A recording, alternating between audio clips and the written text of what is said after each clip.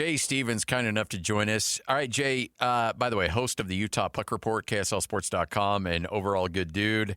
You wish you were half the man that Jay Stevens. He'll fight fire, stop a puck, and kick your butt, all in the same motion. You doing all right, Jay? Everything good in your world? I'm doing great. Last night was a little rough. All right. Watching that, but other than that, great. So here's the thing. You are the good luck charm. Every time you come on, something good happens with the Utah Mammoth. And we didn't get you on at the end of last week, and they lost 2 in a row. So we've got to fix that. But look, you knew there was going to be a little bit of an emotional hangover after winning 5 in a row, that statement against Edmonton, clinching your spot in the playoffs. They were going to come back down to earth a little bit, but are you concerned with what you saw over the weekend? Yes and no. I mean, and I get it. It's super frustrating as a fan to watch your team and they rally off 5 in a row, and you think they're unstoppable going into playoffs, and then a couple things happen. And, Carolina, I really did not expect Utah to get past Carolina. Carolina's just playing really hot. Calgary is dangerous just because they're eliminated. They have a bunch of guys playing for jobs. And they have pride, especially when they're at home, and maybe even wanted to prove a little bit to Mackenzie Weegar, who, is now a Utah Mammoth. So there's a whole lot of things going on over there that aren't going on with Utah Mammoth. Utah Mammoth, you're right. They had an emotional letdown. You would have expected them to play better. So, yeah, I got a little worried with some of the sloppiness more than anything. Yeah. Calgary did a really good job at clogging up the middle and taking time and space from each player. And that's exactly what you're going to see when you get in the playoffs. So I thought Utah would be a little bit more ready for that, but they weren't. And you saw the miscues. Obviously the one with Vanacek behind the net is horrible, but he did that later in the game too. We also had defenseman pass right out. Like Vanacek's first save was a horrible turnover right to the front of the net. So there were just some really weird just letdowns last night that didn't look like your playoff-bound Utah Mammoth, and I hope they shake that off and they're ready for Winnipeg. So, yeah, you've got Winnipeg coming up, and so let's talk about obviously the Mammoth are in the postseason, but where they stack up in that postseason is still very much in play. Just kind of work us through the situation and some of the scenarios that are out there for Utah. Yeah, it gets really crazy right now, right? Like Utah has to win. I think the magic right now is they need at least 3 more points in the next 2 games to keep that wild card 1 spot. You've had the LA Kings to have had some kind of a resurgence, plus they have a game in hand. They've only played 79 games, so they have 3 games left. They currently stand at 87 points. So let's say LA wins all 3 games, and that gives them 93 points. So Utah would be tied with them if they only picked up 3 points, but then they have the tiebreak for the head-to-head. But you got to look – so you would expect Utah to get 4 points. As long as they win the next 2 games, they keep wild card 1, everything's fine. Nashville's kind of sneaking up too. They're at 86, but they only have 2 games left. So Utah really can do themselves a favor if they pick up at least 3 points and LA drops a game out of their next 3 games. Otherwise, it gets really confusing. And you still got Anaheim and Edmonton and Vegas just clogging up that Pacific top 3 spots. And I think most Utah fans are hoping that it's Anaheim. Utah's lined up really well against Anaheim. If they take first place in the Pacific, Utah keeps that number 1 wild card spot. That would be the matchup. But as it stands right now, Utah wild card 1, Vegas Golden Knights are first in the Pacific, so that's who they'd play. If Utah falls off, it ends up in that wild card 2 spot. They get the Avalanche, who, most people think are just going to walk right to the Stanley Cup. You might as well just hand it to them right now. Yeah, so I'd say that's motivation right there. You want to avoid Colorado as long as you possibly can. But let's stay, for the sake of argument, Utah holds on to that number 1 spot. You mentioned Anaheim. What are other teams that, if you look at whether it's Vegas, whether it's Edmonton, Anaheim, who would you prefer to see in that first round out of those realistic chances if you hold on to that 1 spot? For me, it's Vegas. I know that Utah has done a really good job, and we in the media have talked a lot about how Utah's done a good job against Anaheim all year, but they've also had really good success against Vegas. And Vegas is also one of those teams that, for some reason, struggles to score goals once they get to the championship game or once they even make to the playoffs. They're one of the most potent teams. Even like you go back, what do they got? 8 years of history, and they were really good, and then they make the playoffs, and all of a sudden they'd stop scoring goals. And that's the kind of team you want to play against, is a team that can't figure themselves out, right? So for me, yes, Utah has done really well against Anaheim, but I think they line up and they match up better against Vegas. I think the high power, the fastness of the Utah offense, when they get that speed going and you get all the, and they're coordinated, not like what you saw last night, but what you saw during that 5-game winning streak, when you see them coordinated, when you see the offense working and they're putting up, between 4 and 7 goals a game, they're going to take it to an aging Vegas team that isn't what they were, and they've held on, which is crazy. They've held on to some of those players like Mark Stone, who's still putting up good numbers and is still an amazing player, but that's who they're counting on to carry them through. And he's just not the same Mark Stone. Still a great player and one of the best. He'll be in the Hall of Fame, but when you look at Anaheim, I just think that they're young and fast. Edmonton has just been kryptonite for Utah. I know Utah got that win, but for me, it's Vegas. I'm completely fine with that matchup. And you probably would prefer no Edmonton in the first round too. Yeah, Edmonton is just scary, and they're going to get Draisaitl back. And as cool as it was to see Utah beat Edmonton in overtime, to finally beat them for the first time in franchise history, you got to have an asterisk by it that says, hey, wait, Leon Draisaitl, who's the second leading scorer, usually in the NHL, because he's either setting up McDavid or he's getting set up by McDavid. And he's also a phenomenal player. He can do it on his own. But when you pair him up with McDavid, that is a scary team that has advanced to the Stanley Cup championship the last 2 years. They're one goal at one point away from winning the cup.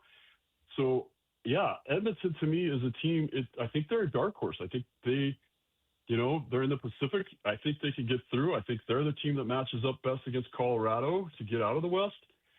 But, yeah, they're just scary. And when you get Draisaitl back, Utah just would rather not see them in that first round.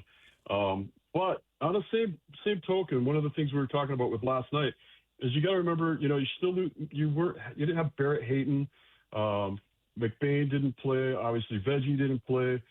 So there were a lot of guys out of the lineup last night that typically would have helped, or at least a couple. McBain's one of the hearts and souls of the Utah Mammoth. So Utah's also going to be better when they get those players back. But yeah, Edmonton's a no for me. If I got to pick, I would pick Vegas or even Anaheim, and I'd love to see Edmonton just not play Utah again this year. We look at the NBA that we've covered forever here, and a lot of people talk about, and we've seen it up close and in person, when the playoffs roll around, the level of physicality goes through the roof. The level of intensity goes through the roof. There's no taking plays off. There's no load management. There's none of that nonsense. And also, refs swallow their whistle a little bit more in the postseason. Are those things all true when it comes to the NHL? Yeah, 100%. You're going to see a different officiating, and it gets a little frustrating during the first round of the playoffs. A lot of fans, it doesn't matter how long you've been watching the game, you don't know how it's going to be called once the playoffs start. But you do know the refs seem to have a lot harder time finding their whistle and raising that arm to call penalties. They let a lot more go. There's a lot more physicality. There's no room and space or time and space. You're going to see a lot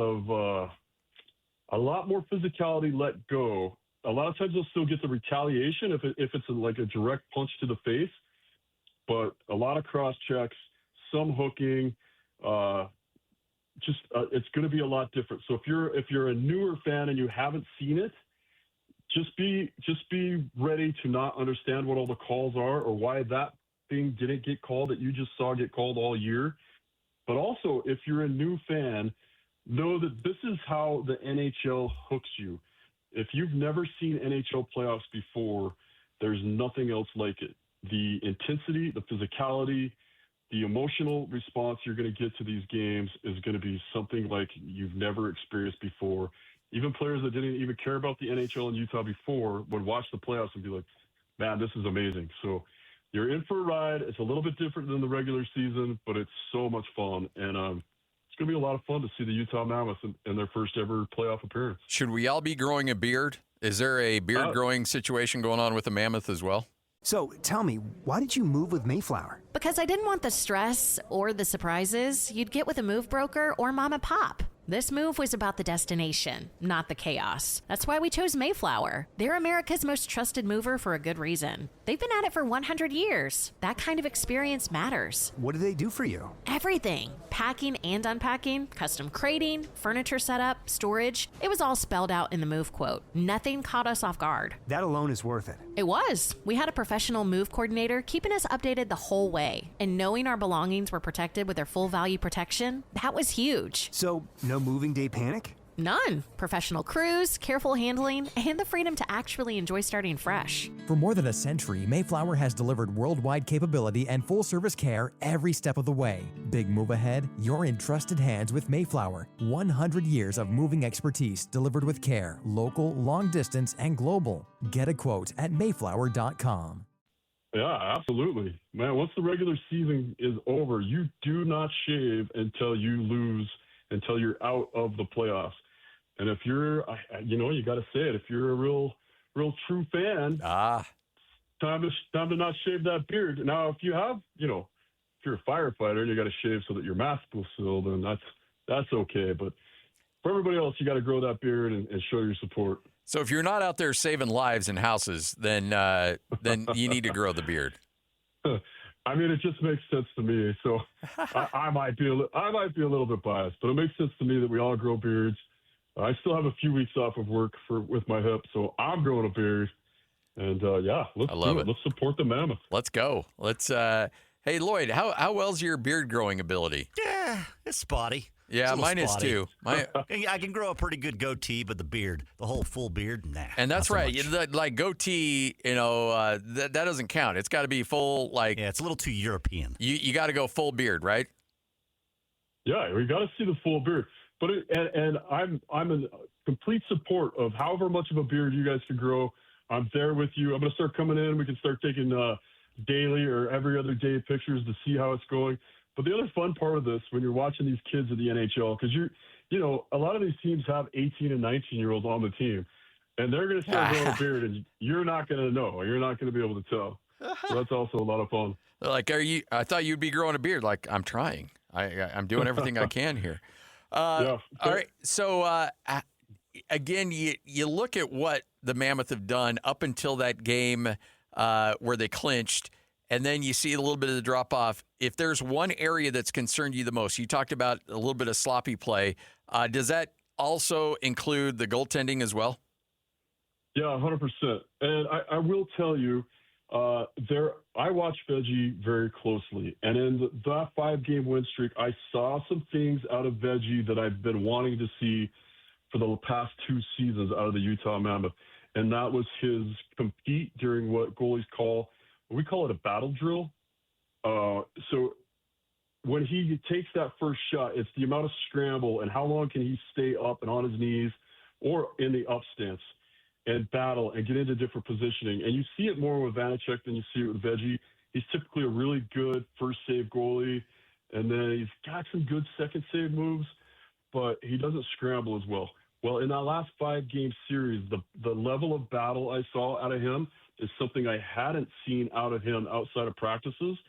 So I was excited to see that. I think Veggie is getting to where we want him to be. We saw that huge glove save on the road. I can't remember who that was against, but he had a huge glove save where his battle and his compete level is raised. I think we're starting to see the Veggie that can take us through.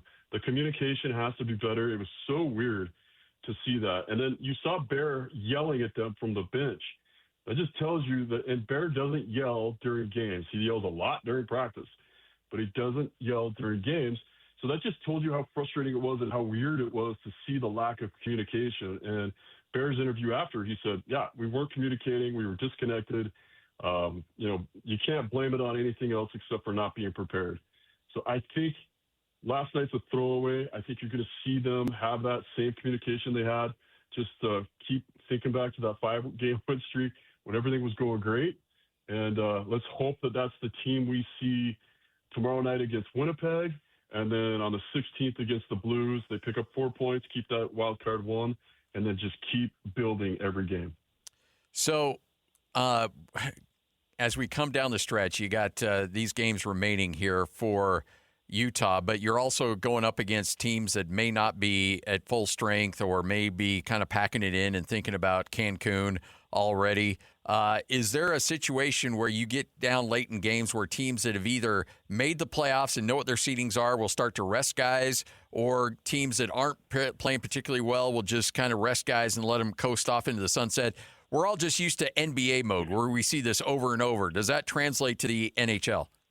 Not really. I mean, it's starting to pop up. It's nothing like what you're going to see in the NHL, though, or in the NBA. The NHL doesn't really buy into that, and you're going to have a hard time telling an NHL player he's missing a game. I love it. To rest or whatever. NHL players want to play every game. They really take the brotherhood and the commitment to that brotherhood seriously. They feel like they owe it to each other on the team to be there every game, to be at their best. You might see goalies start to get rested. You might see a team, especially a team that's already got a spot, you might see them play some of the rookies a little bit more, or pull up a goalie from the East Coast League and see how he can do in a game. So, and then in those games, against St. Louis, who's already been eliminated, they're going to pull up some guys, and they're going to take a look at them, and they're going to put them in against Utah to see how they do. So, yeah, those teams that are eliminated, you're going to see some guys fighting for jobs next year, maybe literally fighting for jobs. And Utah has to know that, stay out of that garbage play that can happen. But yeah, you're gonna see it, and you might see it from Utah too. They already pulled up Villalta, who's one of the best guys you'll ever interview, and he's just so much fun, and he's just a surge of positive energy around that guy. So you might see him get a game. It just depends on how comfortable Utah feels. They'll probably be watching what happens with LA tonight. That might determine which goalie starts tomorrow night. But you see a little bit of it, but not like the NBA. There's a thought in the NBA and even college basketball too, where once you get your lineup set and your rotation set, you don't mess with it when you go into the playoffs or postseason play. How fluid can coaches be with altering their lines going into the playoffs, or is that something that you want to have cemented as much as possible? This is where the coaches really make their money. I mean, obviously it's a lot about practices, but a lot of times, especially as you're going deeper into the playoffs, you'll see coaches shorten their bench. You'll only see line 1 and 2, and then maybe sometimes line 3, and they're constantly watching matchups.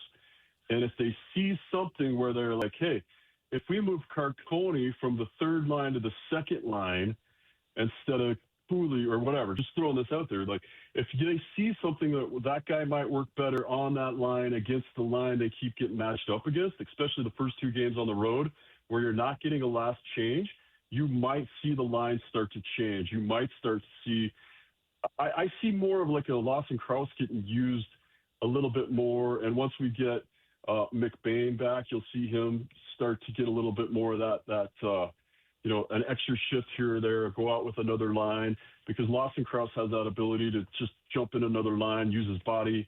Same with McBain. And I think Utah's secret weapon over the last 10 games has been Alex Kerfoot. Yes. So you might see him get shifted in different lines and play with different players, just so that he's not constantly matched up against whoever the other coach feels like cancels him out. So that's where coaches really earn their money. They start messing around with their lines. Whatever line you see right now, it's not set in stone. There's a lot of changing during the game, during a period. It changes quite a bit. Hey, here's the dumb question of the interview, and that's assuming that we haven't already given you 2 of those already. How often are teams successful when they essentially pull a goalie in a delayed penalty and try to get an extra shooter out on the ice? Oh, I looked that up just the other day. It was around 18% on the delayed penalty. and then it's just above 20% when they pull the goalie looking for the extra goal when they're down a goal. So, it's a Hail Mary for sure, but sometimes it works. So that wasn't an entirely dumb question then. You've done some research on this. Yeah, it comes up, and I actually searched it because it happened in the Frozen Four games in Vegas last week. So yeah, it's just one of those things that if you can really take advantage of that delayed penalty, the ref sitting there getting his arms getting all tired from being up that long. You got to get a good shoulder workout in before, do some yoga. And some teams can stretch that out for 2 or 3 minutes with some good passing. Then you can really take advantage of that. And sometimes you just try to wear out whoever is out there killing their penalty too. Yeah. So it serves two purposes. Well, we appreciate it as always. Great stuff, Jay. Let's see this team right the ship, and can't wait to break down some playoff hockey coming up next week. Exciting things coming our way. Let's do it. Jay Stevens, host of the Utah Puck Report. You catch him over at KSLSports.com, and when good things happen, it usually involves Jay Stevens making an appearance on this show. Those two things are not unrelated. Insurance isn't one size fits all. That's why drivers have enjoyed Progressive's Name Your Price tool for years now. With the Name Your Price tool, you tell them what you want to pay, and they'll show you options that fit your budget. So whether you're picking out your first policy or just looking for something that works better for you and your family, they make it easy to see your options. Visit Progressive.com. Find a rate that works for you with the Name Your Price tool. Progressive Casualty Insurance Company and Affiliates. Price and coverage match limited by state law.